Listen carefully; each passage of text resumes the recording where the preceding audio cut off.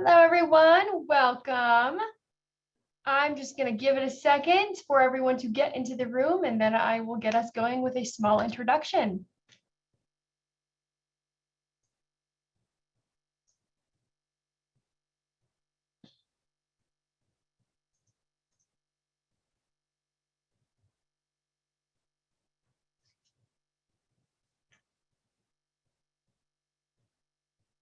All right, that number is starting to level off, so I will get us started. Hello, everyone, and welcome.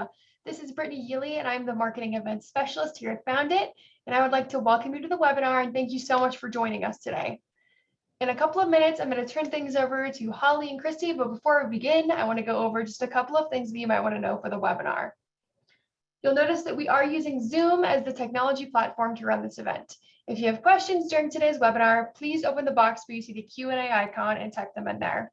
Both Holly and Christy will be answering questions today, so as they come up, go ahead and type them in, and we're going to try to get to all of them. Please note that we're not going to be using the raise your hand or the chat features today, so please just refer to the Q&A box. We're also going to be providing live closed captioning on today's webinar. Please note that these are automatic captions and may not capture our presenters' words with 100% accuracy. If you prefer, you may hide them by clicking on the closed caption icon and selecting Hide Subtitle. Interacting with that icon will also give you personal settings for things like size of caption or live transcription. And lastly, we will be recording this webinar, so if you miss or you would like to review anything, this is going to be posted to YouTube, and you will receive an email with that link to the recording within 24 hours. All right, with that, I'd like to turn it over to our presenters, Holly and Christy, whenever you're ready. Hi, good morning and good afternoon, everyone. Today we're going to go over CommunitySuite, kind of recent releases, CommunitySuite nuggets that we wanted to call out that have happened in the last quarter. Just a reminder here on the release process, we continue to do some monthly major releases the first Wednesday of every month. So continue to check out release notes on those days. We do a shout out now through L&D and that new process. So, definitely pay attention on those days that shout out comes out. Daily releases, though, we're going to continue daily enhancements and bug fixes. So you will continue to see some maybe daily release notes when needed. Christy, do you want to move on? Also wanted to make sure and highlight our new Foundant help area. So that bottom right corner, that question mark icon, if you click on that and type in your idea in the type question area, you should be able to see not only walkthroughs, which have the bubble next to them, but you'll be able to access all the help articles there as well. So a little bit new flow there. Want to make sure you can find all the articles related to all the enhancements there. All right, so from that, here's a quick look at the agenda. Today's catching up with releases is not meant to be a deep dive in training, but more a highlight of things that are out there. So if you need a deep dive, definitely reach out to your CSM for more information. The one thing I'm going to go into a little bit more today than in some other catching up releases is our new fund statement process to make sure everybody knows what's changed and where to find some things that are now in different areas. So with that being said, I'm going to share my screen and we'll start moving on. So I am going to start with the new fund statement process today. And with that, there is a couple things that I definitely want to highlight as I walk through the process. So first of all, in funds and in fund statements, accessing this is still the same. There's a little bit of a change in the format area. When you create or click on a format and edit, you're now going to see that the options change. So the sections that you have in your fund statement template, make sure kind of best practice is only include the sections that you have in your template. Otherwise, the back end of C-Suite is going to chug and churn through all your data, and it's going to take a lot longer to process them. So make sure your sections are appropriately checked. And then if they're checked, it's going to open up this bottom option of how to sort that activity on your fund statement.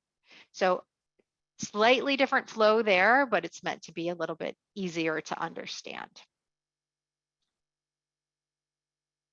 Nothing should have changed though. All of your fund statement formats should be the same that you saw before, and just a little bit different flow here. I am going to go back to my list view here and start with the whole fund statement process. So one thing to know, we had a lot of feedback and over time that some people wanted the date grid on their fiscal year, some wanted it calendar year. Some people wanted to change the description. Some people wanted the ability to edit their email subject line. So we took all of that feedback and decided it would be best to re-architect how this fund statement worked, which is why we did this. So the date grids, for those who love them, the reason they went away is because some people wanted more ability to define what that calendar or monthly statement was for them. So just a little bit of context there. So when you create a new fund statement, you now have this option. So those grids went away. If you want a quarterly statement, yearly or monthly, all you do now is enter the start date. So in my case, I'm going to say that I want a quarterly statement for the last quarter of 2021. It also gives you your last close date here for information. This bulk processing of fund statements has to be in a closed period. And you can hit next. The custom end date is only needed if you want to define a range or an interval that's not yearly, quarterly, or monthly. Once I hit next, this should look fairly similar. This did not change too much, but you select all funds, or you can choose a group, subgroup, division, or segment. You can enter now that statement group description. So it's no longer going to be the date that you picked in the grid, but I could say fourth quarter 2021 fund statements. And if I want the email subject line to be the same or different, I can either copy and paste it, or I can enter something different. And this email subject line will now be used for the subject line when you have your statement type for your fund advisor set to email or online. So it is dual purposed here. We hit submit, and it's going to start the process of creating the statements. Additional feedback here, and the reason why this is working in this new file generation way is there is a possibility on these funds that, so for instance, my animal welfare fund has 3 fund advisors. There's now going to be a unique file generated for each fund advisor. So when they go in and there might be fund advisor data, maybe the address, the label on that template, they're now going to see that. In the past, it was just a generic fund statement by fund, and it dropped that fund advisor information. So this was another benefit of this. But what you do first is you generate files, and it's going to create a background job. It is going to start creating all these files. You as a staff member can go in and start reviewing them as the files are generating. So if I hit display here, it should be quicker than what you were used to before, and it should be a little bit bigger. In this display option, and I think this is something that a lot of our users haven't really played with yet or looked at, but you have some options here. So say you notice that something is unusual, maybe your titles are incorrect or the number, maybe a contribution was missed. You can go into C-Suite, fix it, and regenerate this one-off file. So that is an option now. So that regenerate file will do it just for the fund you're in. You could individually mark this fund statement as reviewed, and it will go to the next one. If you are a foundation that has one staff member that creates the fund statements and looks at all of them, but another staff member comes in and reviews them, you also have the option to go into the next statement. Inside this display menu, you have a delete option. So delete will delete that one statement. And if there is any conditional language templates, we're finding that our template fields are accurately pulling in data, but some of the conditional language in our Word files that are hard to know how people have designed conditional statements. But if there is anything wrong in the data that's pulling in those conditional merge fields, this debug data and debug old data is helping our support team identify what it is, and we're fixing it. So if you do see something when you're doing this that is not accurately pulling in merge data, contact support, and that's what these two are used for.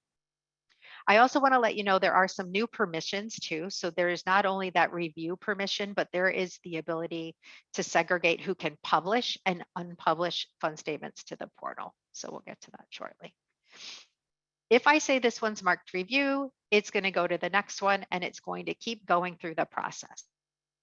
You can either go to next statement or mark them reviewed, and it will keep churning through all of your statements. This process will lock down not only the transactions on the date that you marked it reviewed, but it will also lock down the template that was used when you marked it reviewed. So if you have special letters, it includes a opening letter, or you have investment data, this is locking that down. It will never be overwritten. I'm going to go back to my first list, and you're going to see here is my statement. It's continuing to work through and creating files for all of my fund statements now. One is reviewed. As you continue to review, these numbers are going to be updated.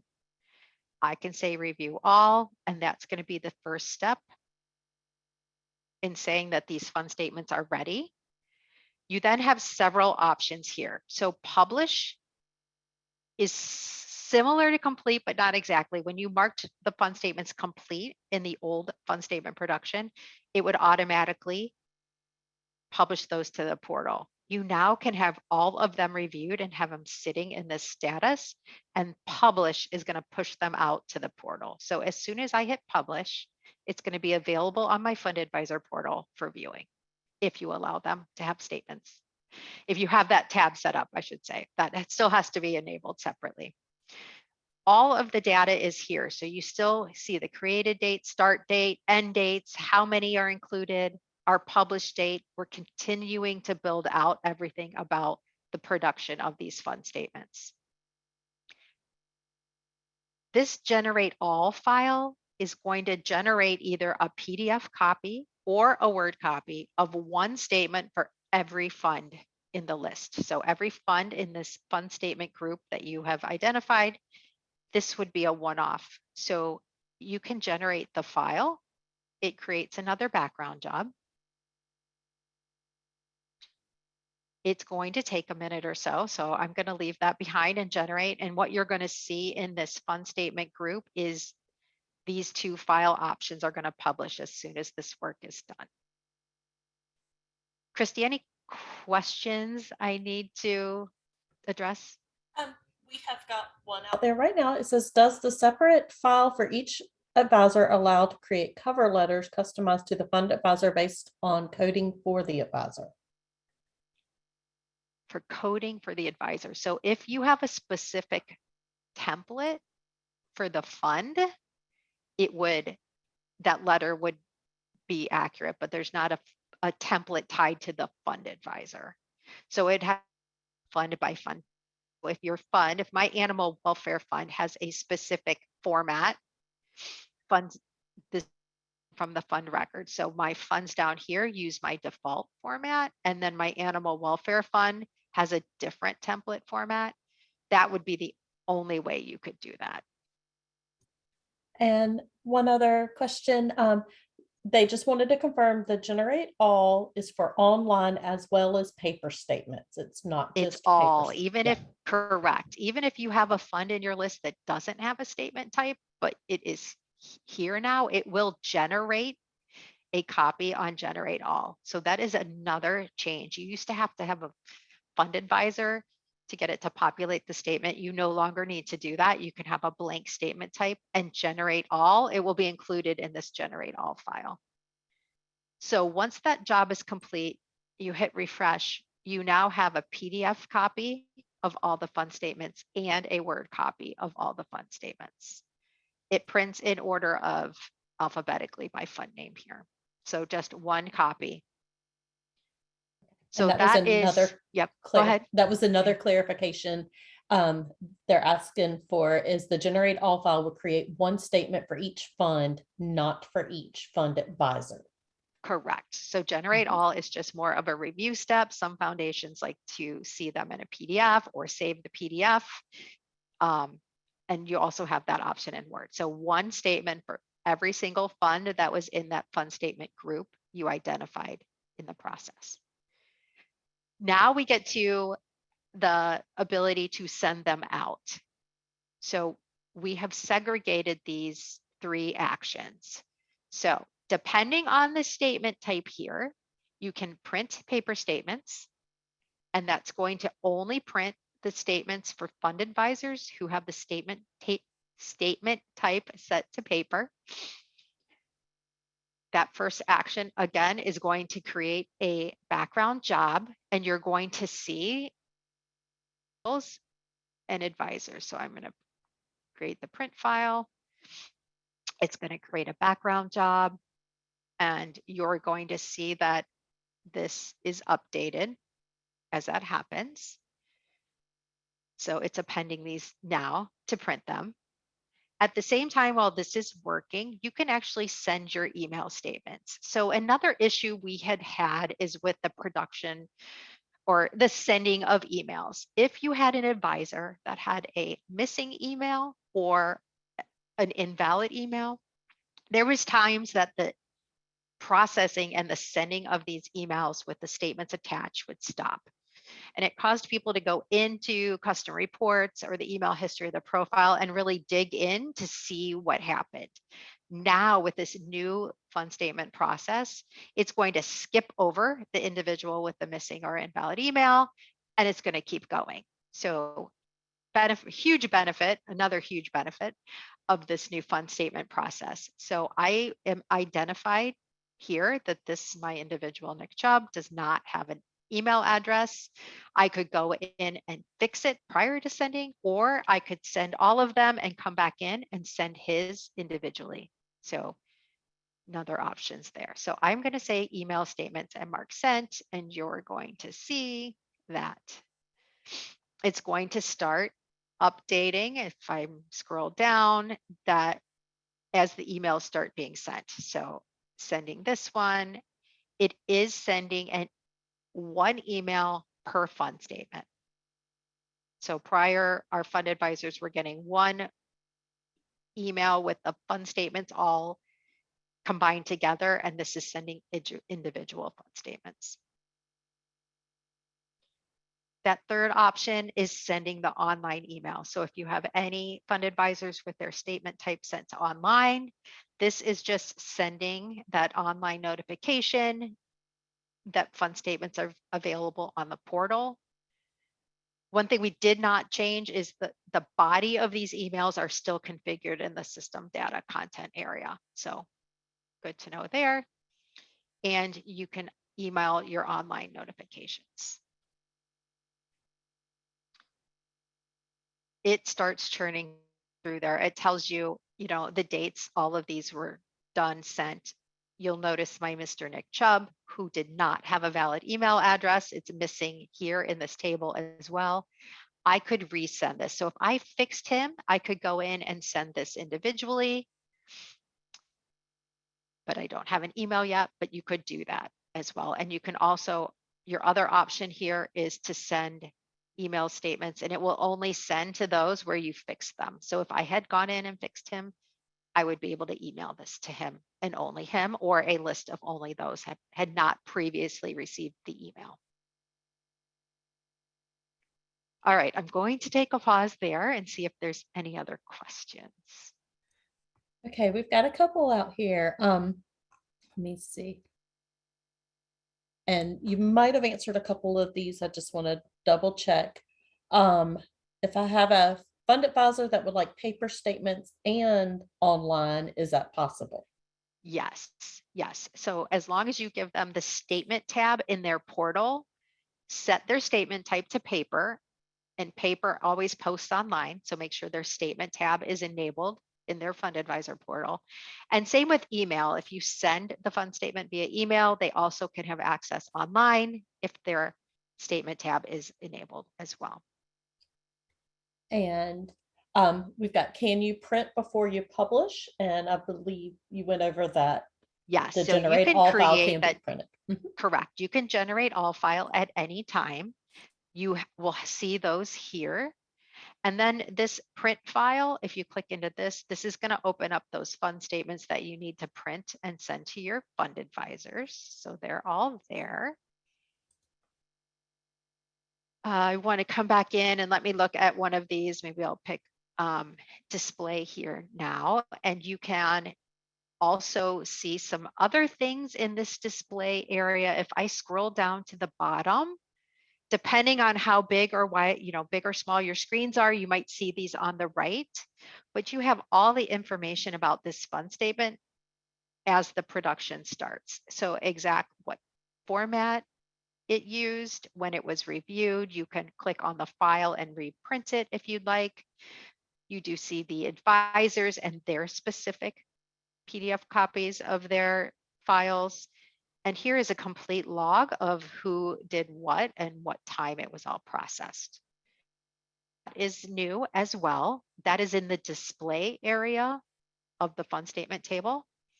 The other thing you can do is maybe you sent these out and you realize, oh my gosh, I forgot to, I don't know, revenue share one of my investments, or I got a new investment statement. It had updated investment information. You have the option here to unpublish the entire batch if you want. If you do that, you can unpublish, delete it, and start completely over. So that just like before, where you had the option to mark it incomplete, but unpublish is that action now. Or you have the option on a one-off basis to go into this display menu. You can unreview this. You can make the change and you can regenerate a file and send just this one back out again. So this is a really powerful option, that so you don't have to undo the whole batch. You have various options in this display. Unreview is going to pull it out of that unreview status. From here, well, let me go back. It's going to go to the next. Hold on, let me go back into my Buckeye family. So I can unreview this, make the changes, regenerate the file, or on a one-off basis, I can delete it as well. So there's some really good options here. Any other questions that I could address at this point? Yeah, there's several out there. Looking through them, I think I'm catching up on some of them.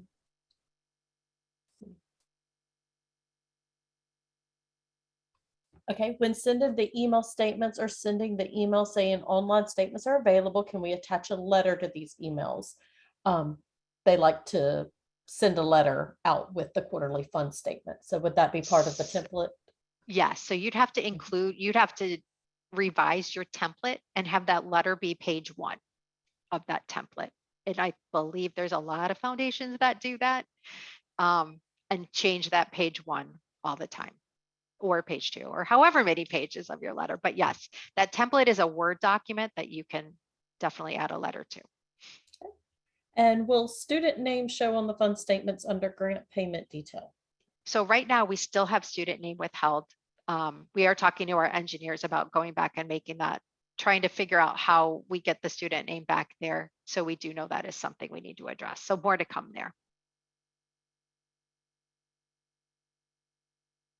And one more clarification, the new update now sends multiple emails to each fund advisor if they are listed on multiple funds instead of combining them into one PDF. That is correct. Yes, so that is correct. All right, so that is the bulk processing kind of highlight overview. Oh, one other thing to know, there is this new left side option. So I'm in my statement that I just created. If I go to email delivery here, this is a table that you're going to be able to reference, and you're going to be able to see when the emails were sent, what kind of statement type they had, and what the status is of that email. So if it is an invalid email, so I have one that's a fake place, you can see that it bounced. It will go through the delivered, it will start with sent, then it gets delivered. So just like the status in the individual profiles in the email history, you'll now see that here, and you'll be able to tell if something bounced, or maybe there's a, reach out to your fund advisor and update their email address. All right, so along with that is the manual fund statement process. So I don't know if people are in Compass too much, but if you saw, there was a big discussion about this yesterday. So I wanted to talk about that and give a little update on what we were able to change today to help that out. So I'm going to look at my animal welfare fund here, and I'm going to select a manual fund statement. So just like before, that process remains the same. You do still have this grid though on how you want the dates you want the fund statement. So say I want a yearly fund statement that starts last year. Hopefully I haven't done one here. You have this new option that was not here yesterday. So this is a new release today. So you can either say, I want to save the statement, and you're going to go through the process of the batch, just what you saw before. Have a description of it, have the email body. You're going to be able to say, maybe if I just do next, we'll see what it is. You can say your description, your email subject, if you want to email it to specific advisors, and hit submit. And when that happens, you'll be able to publish it to the portal. So if you do have that one-off manual statement, you do have that option. We now gave you this other option then to say, I know I just want to view only, or maybe a quick print of a statement. So I'm going to say I want a yearly one starting on the 1st of January last year. And instead of saying save statement, just select next, and that statement will generate just like you were used to before. So right now it's a PDF option to download or print. I will talk to our engineers about a Word option. That is not something we talked about yesterday, but that's secondary feedback today. So hopefully more to come here, but that is going to give you back the option, at least to do a quick view or a quick print for a fund advisor. Any more questions, Christy, before I move on? Let's see here. There's a couple of questions around being able to print labels or envelopes for fund advisors. So I don't know. So we don't we don't have a quick envelope printing option like we do for some other areas system for in-tax receipts. I would go to Idea Lab and submit that and see what we can see if that gains some traction. I do know your SA CSMs do have some ideas on how you can create custom reports and get those, at least a mail merge document that you can use. So definitely contact them if that's something that you need. There's also a couple of questions asking if a fund advisor can be set to both email and paper, or do you have to pick one or the other? No, you do have to pick between. Pick one. Okay. Pick one. So it's email with online, print with online, or just online only. And those options did not change. That's the same as it has been. All right. So moving on, I know we've got one more that's asking for clarification, and then we can move on. Only a PDF is created for print all batch. There's no Word option. On the batch? On the print all statement batch option for fund advisors.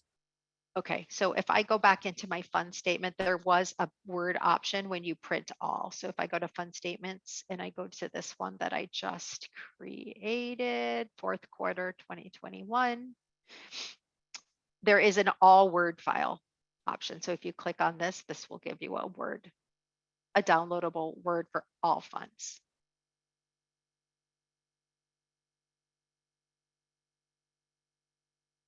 Okay. Now we have 30 minutes left, so I'm going to go as quickly as possible and highlight some of the new things that we have out here in the last quarter, which is a lot.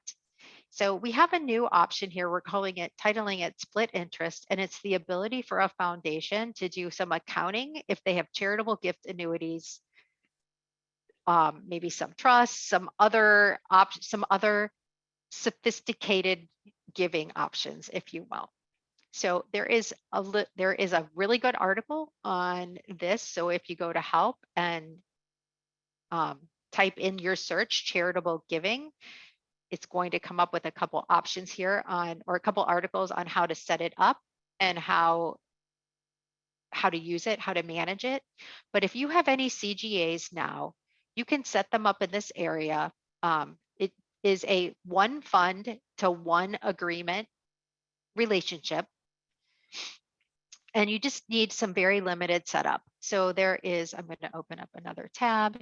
In accounts, there is a new default option for the split interest account. So in defaults, in the optional area, there is a new split interest payable optional account. So that would need to be set up. That would be in that initial gift. This would be the payable that you're estimating for an annuity. And then you would start relieving that as the payments were created. I have an example here of a couple CGA agreements, but I was going to show you quickly how to set up a new one. So remembering you have to have a new fund for a second Holly Spitz annuity. You just simply, I will say Holly Spitz number 2 CGA. You tell it what kind of an agreement type there is. So best use case here is a gift annuity. If you have any more sophisticated giving, you could have lead trust, remainder annuity trusts. I know this is a little even less popular, but you can use this functionality to set up these agreements as well. You can simply say that this is a deferred annuity and you're not going to start paying on it now. If you do have a deferred annuity check, you can enter a deferred annuity deferral date here. So that is an option. There is a whole bunch of secondary data points if you have any of these trusts or sophisticated giving agreements. So I guess if you know what these mean, use them. Reinsurance is life insurance. If you have a CGA, so an annuity that has 2 or more lives, 2 or more beneficiaries tied to it, this is another data point as well. But these are basically data points for custom reporting. In this case, I'm going to say my fund is my, let me put in Spitz, and I should get my, no, that's not what I called it. I got to remember what my Holly's CGA fund number 2. So remember, my agreements now have to have one split interest agreement per one fund. You can say what your initial payment date is. So maybe I'm going to pay this out quarterly. My first quarter payment is going to be at the end of the first quarter. So my initial payment would be significantly less. For those of you who know a lot about charitable gift annuities, maybe it's $180 instead of the full quarterly payment. If you have a lot of CGAs, you can start processing payments versus day of the month to align with your AP schedules if you want. Again, this is more of a filtering option for payments. It's going to default that it's due at the end of a month. If it's done and closed, you can enter a close date. This payment amount is where you can start telling the system how much the CGA beneficiary is going to get on that interval. So in this case, I'm going to say it's $740. The interval is quarterly, and the payment type in most cases will be a voucher. Very rarely would it be a grant, but we gave the individual that option. And then you can say, where is this going? So in the case of a grant, it would be probably an expense, but in my case here, and in probably most use cases, it's going to be relieving the payable. So this distribution account is really the debit account that would be used in this accounting transaction. So this split interest functionality is not going to calculate the the annuity, the payable portion, along with the charitable portion on a gift. It is, however, going to give you the ability to do the accounting out. So you'll still need some, PG Calc, Crescendo, some other application that's going to give you all the data in that you need to create this record.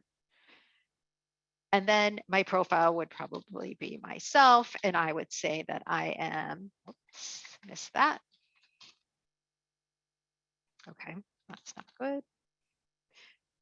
That I am 100% beneficiary. If it's 2 or more lives here, you can add multiple beneficiaries, and you simply hit create. After that, now the system is able to process the vouchers to create the checks on a quarterly basis or whatever interval that you put in here, simply by saying create voucher. So if I created that voucher, I can enter the date or today's date, and it's going to create everything, all the vouchers for every, well, this is for the specific split interest, but you can do this in bulk on a monthly, quarterly, annual basis as needed. That creates right to AP the voucher I need to pay this annuity agreement. So I know that's a quick down and dirty. There's some more setup. It is all explained, like I said, again, in these help articles by clicking the question mark icon down in the bottom right corner, unless you've moved it. Chrissy, are there any questions here? We do have a couple.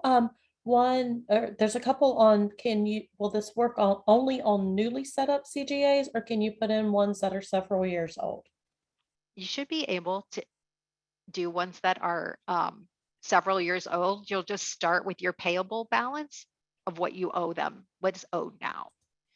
The other thing I did forget to mention this in this edit schedule option. So this is the payment of what's taxable, non-tax. So this is where you really need one of those annuity calculators. And I'm most familiar with Crescendo and PG Calc, but you could import and export the remaining payments. So something to note there.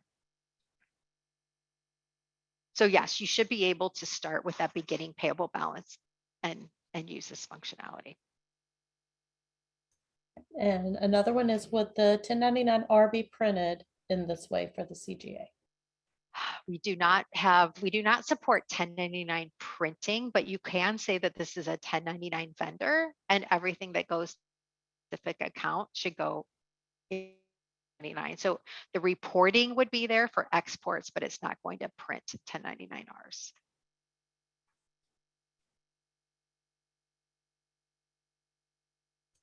I think that catches us up on the Okay. split interest questions. All right. I'm going to keep moving on and give some more little updates here. So in the scholarship area, we added an option. I'm going to go into my scholarships, and I'm going to show my post by payment option. So when you're in this scholarship record, we have this new option, post by payment. So if this is set to yes, what that means is I can create a multi-year scholarship award, but only post it line by line. So I can say, for instance, that my Sally student here received $4,000, and I could simply year by year post those payment lines instead of posting the whole award. Again, if you have further questions about this, I would contact your CSM, but this is a new option, and this can be set up at the scholarship itself. So you can have a whole fund that's just renewable and you only post it year by year on the payment line. Or if I go into my list view, you could have some scholarships. Let me see what I have. Maybe I'll go into my new one here. And if I click into this, you could have an individual one set to post by payment. So all you need to do is edit, and you can change this post by payment at the individual award or in total by the scholarship. So those are new options. It's a really good option if you want to track renewable scholarships, inside a C-suite instead of outside in Excel. But if you have questions and deep dives, definitely contact CSMs for more information on this one. All right, so I'm going to go into a new 990 report that we added. So when you click in the 990 reports here, there's a new option to give a report on grants to individuals for an emergency assistance, even for scholarships.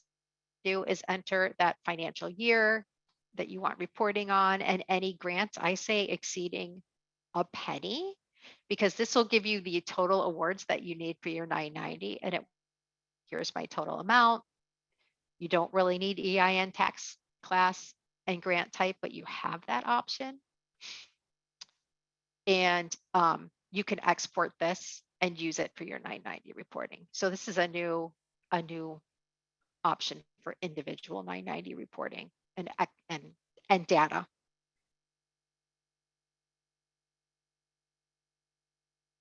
In the pledge area, so we have another, so similar to renewable scholarships, where maybe you want to track the data, but not necessarily not post it to the GL. I'm getting tongue-tied there. But similarly, in pledges, we've added the idea of a promise. So a promise is going to have all the functionality of a pledge, but without GL impact. So say I promised to give $50,000, but it wasn't a campaign. I didn't sign an agreement. I didn't agree to didn't agree in writing to this. You can still track it here by creating either a pledge or a promise. So right here is, it's going to give you this warning. Are you sure what you want to do here? But this promise is going to say, yes, it acts exactly like a pledge, but it does not hit the GL. So I can still have my funds and I can say my amounts, and it's going to pop up whenever you enter a donation. As are you aware there's a promise? You can enter the first payment dates and when they've like verbally committed, possibly how many payments they're going to make and what interval. So again, it's going to act just like a pledge, but no GL impact. So that is new functionality. And instead of saying post, we say, yes, we're going to commit to this promise at this point in time. It can always be canceled, but we just changed that language to make sure everybody was aware that there is no transaction ID. There's not a posting at all. It's just a commitment to pay. So it's commit and uncommit. Do we need to pause for questions? I think you just answered this one right Okay. now, but the one we had on that was, oh, hold on, a couple more just came in. It's jumping around. Where did it go? Is there a way to delete a promise once I made adjustments to it? Can you delete it after adjustments? You can edit and cancel the payment lines just like you can a pledge. You can edit this payment schedule. You can edit the whole award, and you can uncommit and just delete the whole thing if that's what you'd like. So once you uncommit, you can edit the award or you can delete it. And they're asking, do you recommend using this for planned gifts, or we're currently using opportunities? So this is just a more, it could be used in conjunction. You can now have a promise. You could originally have a promise and opportunities, but there was no reporting around it. You couldn't have a payment document or a letter going out specific to that promise. It's really up to the foundation how they want to use it, and maybe talk with your SACSM and pick their brains a little bit about what they would suggest based on your unique setup. And we've got a couple of people wanting to know if promises show on the fund. So if you're on the fund, can you see the promises? I don't think so. It's on the donor, but let me make sure that I didn't misspeak here. Yeah, So all you will see is that promise on the donor record. So if I go back, it's really related to the donor instead of the fund. So here it will show here, and it will show what type it is, whether it's a pledge or promise.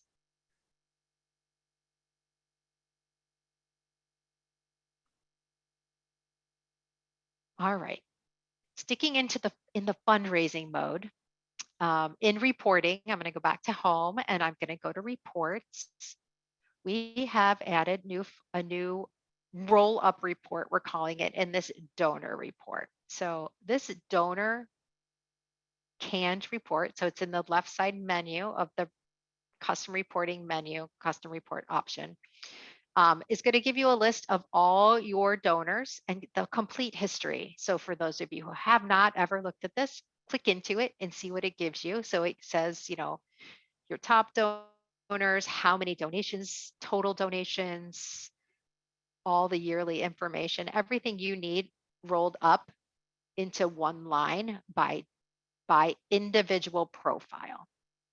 We have this new roll up house advisor. And what that does is it's going to say, I, Holly Spitz, am the member of a household. Maybe I'm also a donation advisor. So I advised a gift of, say, my company, my work organization, and that data is in the system. It's going to roll up my entire giving. So that's what this roll up house advisor option gives you. Rolls it up. So I don't know if you could see, like Chris and Colleen Community had they have a household record, they have 2 individual profiles. He's also the advisor on a lot of donations. So this rolled it up. So whatever the highest level is, it's going to show here, and you're going to see all that giving history rolled together into one. So right now, Chris and Colleen Community have 15 donations. If I unroll it,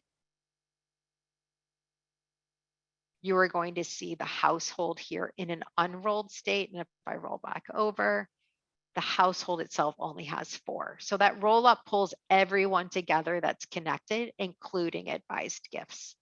So really powerful report. The first time you come in, you're going to get a shout out L&D pop-up that says this really doesn't tie back to accounting records, because it really does not. It includes advised gifts. It includes all the trifecta data into one line. That is something that has been asked for a lot. In the distribution world, we added a new distribution calculation base. So I'm going to go into my distribution types, and I have this one set up here. I click into it, and you can do this creating new, or you can see this on my edit, but it's already set up. Basically, what this distribution is saying is I want to use these accounts. So my calculation base is account. So here, by account. And these are the accounts that I want to look at. So when I go to calculate my distribution, next year distribution, I can say on December 31st last year, I want my spendable balance to be 100% of this. So my investment income in this idea. You can use any account in that calculation base, and that is a new option. So a new calculation base. We have added some new duplicate merge processing options. So in system data, you can update these the way you want the profiles to show in your duplicates. So this is another little setting that just happened, but if I type in profile here, I'm going to see that there's a new online checkout profile deduplicate. Hold on, let me do the edit view so you can see what this looks like better. And this allows you to say how you want to match names coming from that Stripe checkout. So do you want to match name only? That might get a little dangerous because you could have multiple John Smiths and it would be some conflicts potentially. So I definitely recommend more than one of these be enabled, but you could have match name and email or match name and phone. This is hoping that this trifecta of matching all three, which was what was done in the past, is going to eliminate some of the duplicates, because oftentimes, especially duplicate phone records, you might have the same work phone number in your individual profile as an organization has, that sort of thing. So it was causing potential duplicates in some cases. So that is hopefully going to help with that profile management. The other thing we did, when you do go to your duplicate area, and if there is a duplicate, let me see if I have one here. Let's see what happens. Once I say merge, you're now given the option. So this is new, where you can say, I want to keep, you can't undo merging. You can keep this from this record and this from this record. So the data that is in the main profile, you can pick which you want to keep. The primary and all the phone, email, and addresses is going to keep all of them unless it's a perfect match. It will no longer keep a duplicate. So if it is just uppercase, lowercase, as an example, it won't keep both. But in the case of my example here, it's going to keep all of it.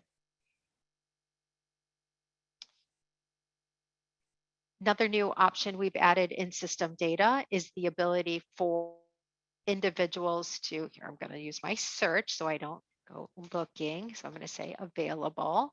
So we have this available to cache word. If you show available cache, so this is enabled as yes on your Fund Advisor portal, you can now say whatever you want it to on the portal. So it used to say available cache, and we got feedback that that was maybe a little too, I don't know, crass, or it upset donors. They'd rather see available to grant. So this available for cache is now a user adjustable field.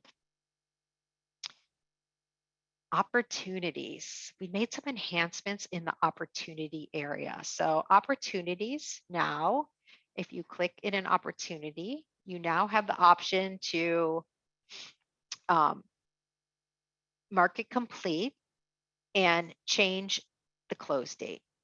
So in the past, when you mark this complete, the close date was the date you set mark complete. It might have been something you worked on and closed last week, or maybe you're just cleaning it up and it closed last year.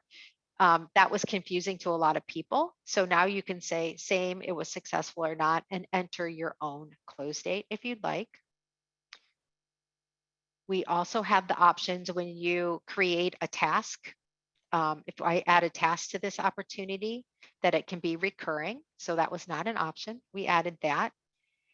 And we also allowed, we have some opportunity tasks. Oops, not that.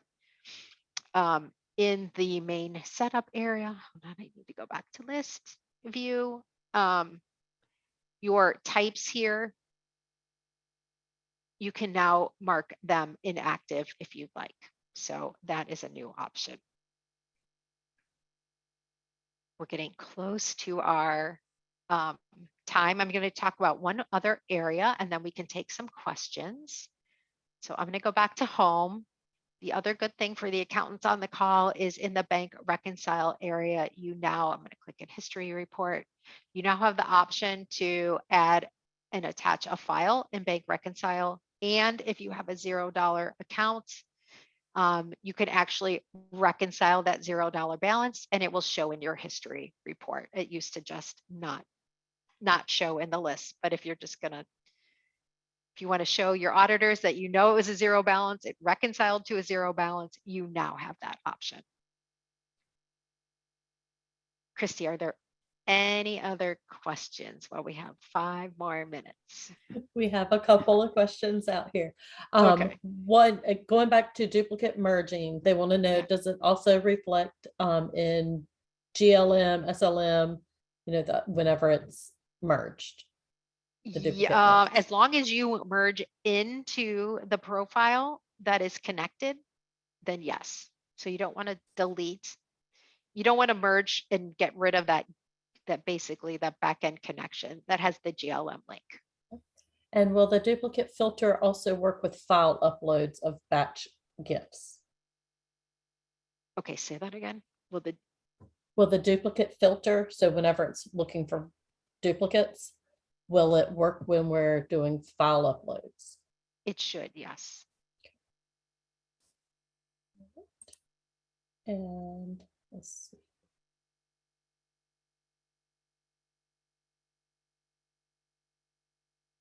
Looking to see if we have any others that are kind of, Okay.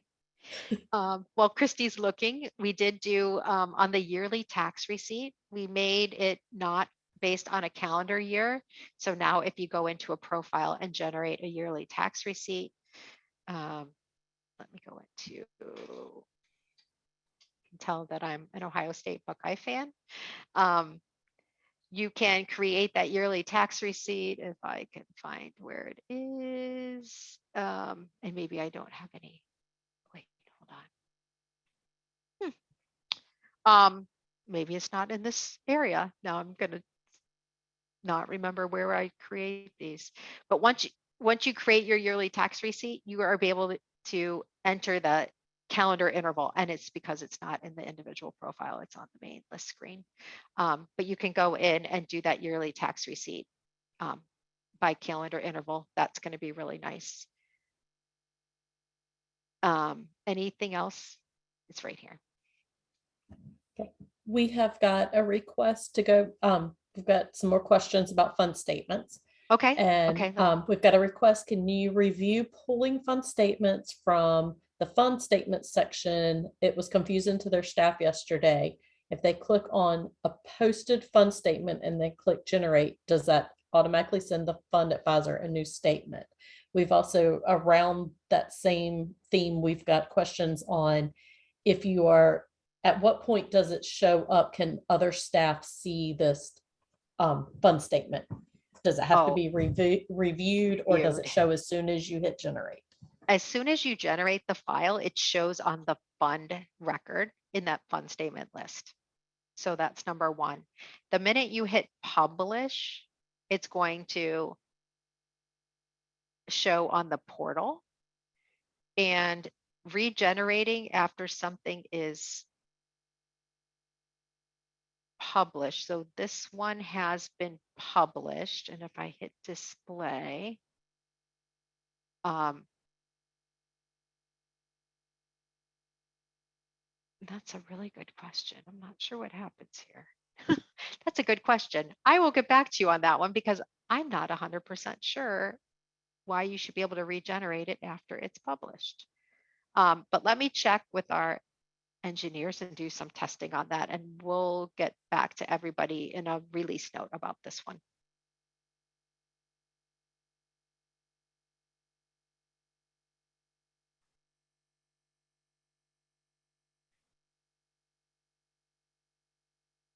All right, are we? Most of questions, we could stay on a little bit longer if we need to answer anything.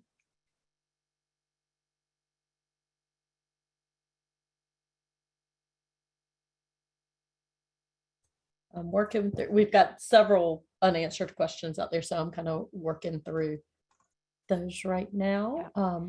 I am talking to our engineers about the option to generate a single, like a one-off manual statement to Word and PDF. So more to come on that one. Where did you find the email message template? I'm going to look at some of those. So in system data, so I'm going to go into system data here.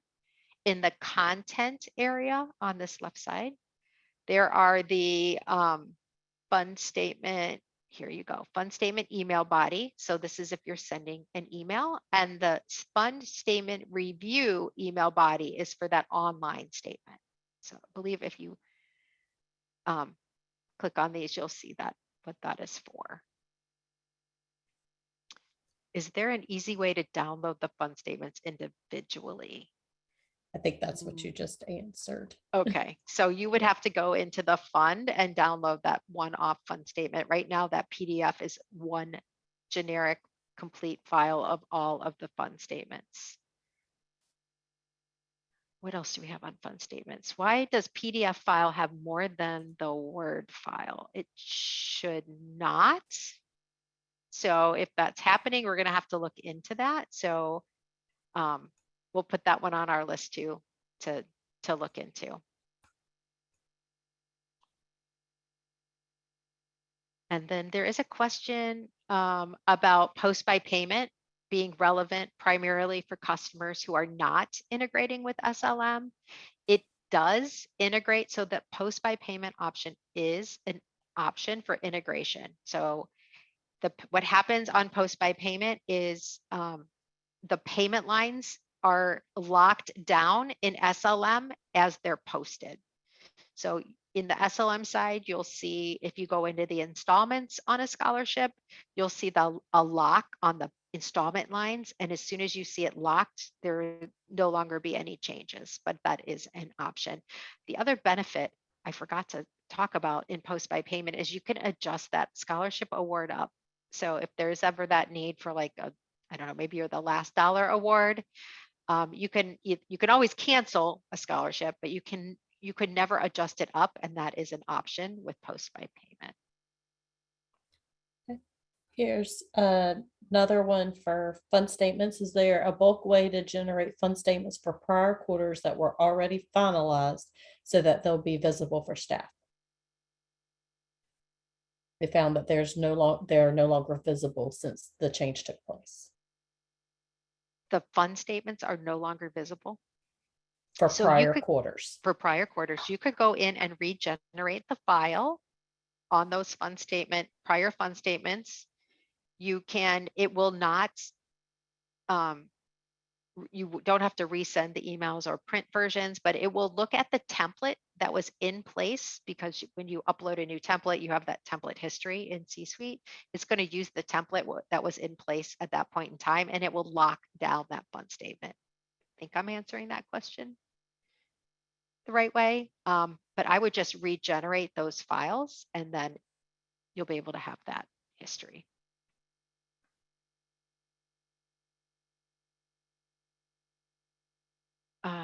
What else is out here? Let's see. There was some on yeah. Oh, go ahead. You go on the pledges. Is that what you were going to say next? There's a couple on those and a couple on bank recon. Okay, so let's go over to the promises and pledge and see if we can answer these. So in the promises pledge, can you show an example of a report of promises? So right now we have the ability to show them in two different buckets. I'm not sure if this is what they're asking for. The other thing is you can do that cash flow report, and you can say that you want to show what's coming for pledges only, promises only, or both. Other than that, in reporting, there are ways to filter by pledge or promise as well. So if you have those reports set up in custom reports, you can use them as filters as well. Hopefully that's what you were asking for. Couple more in the promise and pledge. It says if a person makes a pledge, can you move it? I mean, makes a promise, can you move it to a pledge? No, And then unfortunately, also you does it can't show on a profile? It does show, promises show on a profile. So if I went into my profile, yes, you will be able to see it. If I pick my right profile, I have so many out here, but you will see I did not pick the right one. The profiles show in that pledge area. So let me see if I can pick the better one. And maybe I can go from, oh shoot. Let me go from our pledge promises so I get the right profile. This is a good example of too many duplicate profiles and how hard it is to manage. If I go in here to my promises and I go into the correct profile, the donor side, you can see your pledges and promises here. It's going to tell you what type. And you cannot convert a promise to a pledge. You would have to uncommit and cancel it and then create a new pledge record, unfortunately.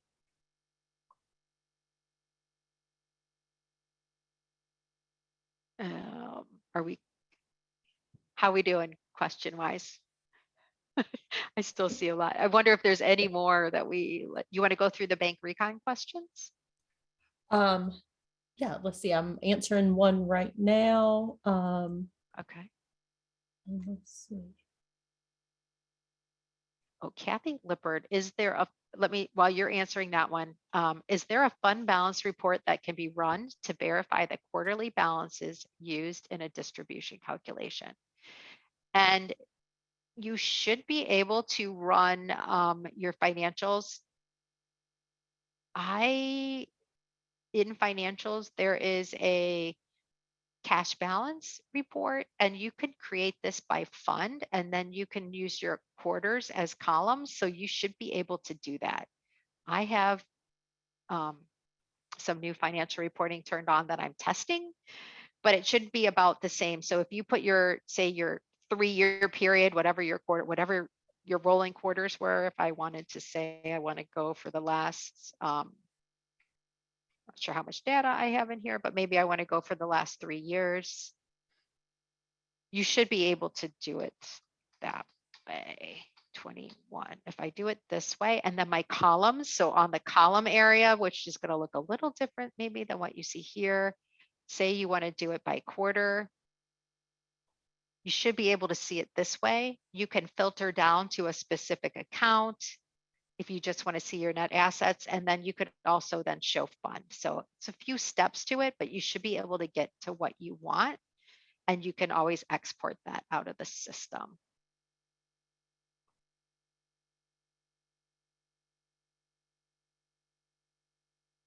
Okay, let's see what else we can answer here.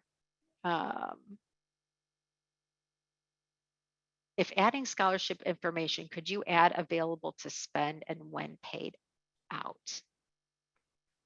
I'm not exactly sure what you mean to that, but maybe send me an email if you have more clarification on that. I'm not sure what that means. So right now, the scholarship is going to pull out, if it's an endowed that has track spendable checked, it's going to pull out of the spendable balance. So I'm not sure if you just are asking for an enhancement to show what the award could be, but we don't have that right now. Another question on that donor roll-up totals is internal grants are not included in the donor roll-up totals, correct? Just giving, yes, that is correct. It's just giving.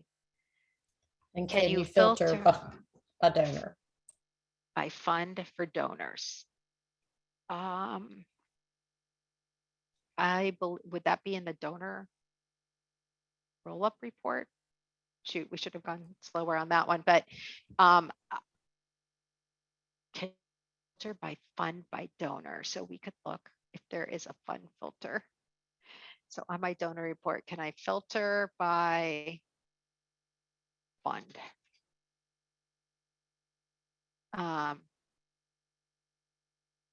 And you could, if you have the fund name or fund ID, yes, you should be able to filter that way if that's what the question was about. And there is another one about the bank reconciliations. Related to bank reconciliations, can I export to Excel, mark as reconciled, and then upload back into C-Suite?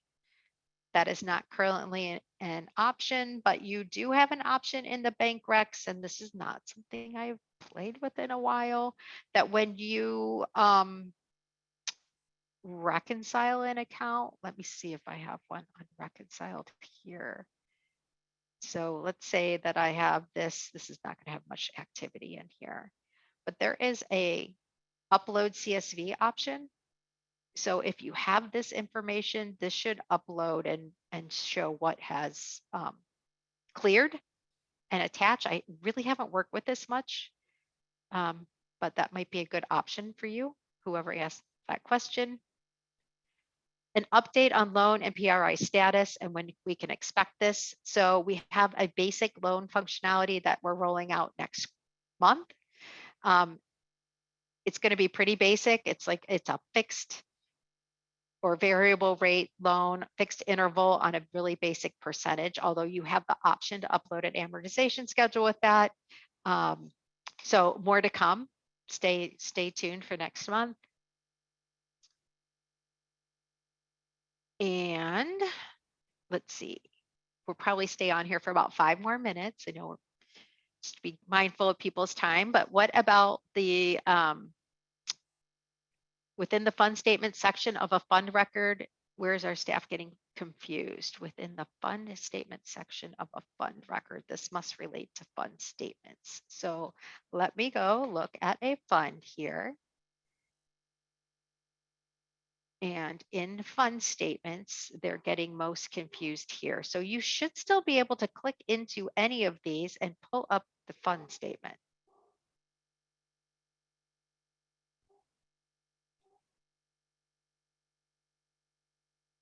I'm not sure if this is what is confusing people, but you can print or download from here. So that just the view has changed a little bit, not necessarily the process there.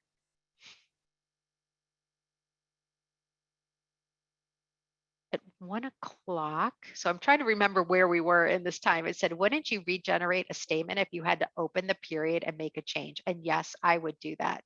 I would, if I ever made a change to any of the funds, I would unpublish and unreview them. I would probably even delete them, but you actually don't have to. And then regenerate before I published again. There is a question, how do you tell what period to use for distribution when using the buy account? So going that's back on the calculation itself. So when after you have that set up, that distribution type set up, so if you go into distributions and one of your distribution types is by account, that is mine here. When I go to create, this is where you tell them the calculation date. So I could say I wanted to calculate maybe my balance as of last December and post it whenever. Example, and then you can select your distribution type. So this is where you tell the calculation date on the actual creation of the distribution itself. Okay, for the fund statement must have been more downloading to Word. I think Jenny we'll have to delve into that. Maybe we can touch base after this. I'm not exactly sure what that question is. And hopefully we've answered some of these fund statement questions about generating, but definitely regenerate a file if you haven't published it and you've made changes. If you've published it and you need to open a period, I would always highly encourage you to unpublish and unreview the statement, regenerate those files. Of course, you want those to be accurate. And then the one last question we have here, I believe that has not been, oh, maybe not one last. I keep saying one last and they keep popping in. Relates to the post by payment on scholarships, but what do you mean by increasing the payment on post by payment? Can I increase the overall award? Yes. So if you have the post by payment checkbox enabled on a scholarship, you can edit a payment line and it will increase the balance of the award if it does increase the balance. So say you had 3 $1,000 payments and then that last one was $1,200 and you edited that payment line, it would increase the original $4,000 award to $4,200 as my example. I think we are caught up. All right. Well, thank you all for joining us today. More to come next quarter on all the fun things. And hopefully I will see some of you at Summit. We're looking forward to that. Otherwise, keep using Idea Lab, keep using Compass. We're definitely enjoy the back and forth and some thoughtful, how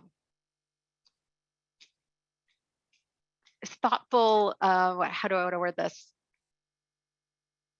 Just the thoughts on some of these enhancements. We really do appreciate it. And we're trying to take everybody's thoughts and considerations and concerns as we keep moving forward. So thank you, and we'll all talk soon.